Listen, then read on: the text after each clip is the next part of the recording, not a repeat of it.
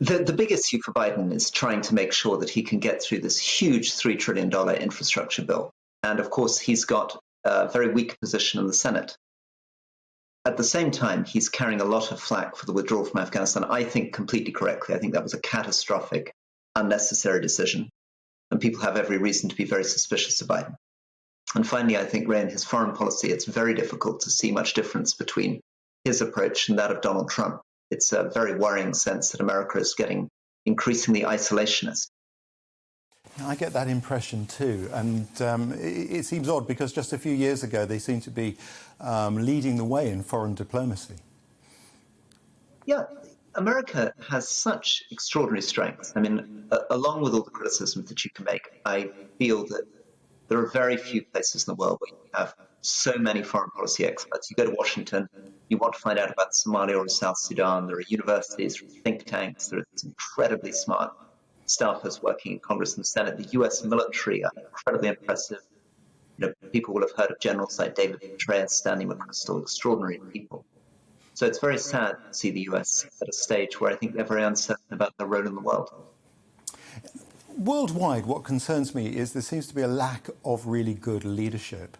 And certainly a lack of sensible diplomacy. There's a lot of posturing, but I don't see much real practical action. How do you feel about that? I agree. And it's very sad. Somehow something about modern politics doesn't really seem to be about running things. People don't seem to be very interested in governing. It's all about, obviously for understandable reasons, people focus on getting elected. But one of the things that we're realizing is that the skills that it takes to get elected, to appeal to people in an election campaign, are often very damaging in terms of running things well, because it encourages you to be very extreme, very partisan, to sell very simple messages to get elected. And then, of course, the business of politics is very, very complicated. It's about bringing people together, and it's about getting things done. It's like running a pizza business or running a news company.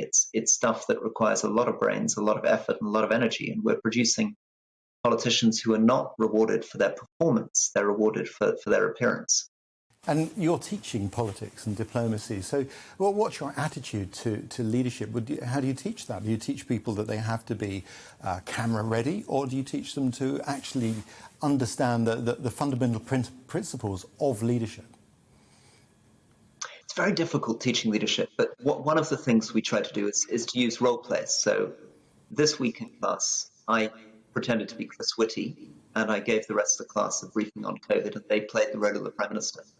And we spent an hour and a half trying to discuss COVID. The week before, I pretended to be a general, and they played the US President trying to debate the issues on Afghanistan. I think one of the ways for students certainly to learn about political leadership is through role-playing, through trying again and again to go through real issues and see the mistakes that we all make. So in a way, you're teaching them to be empathetic.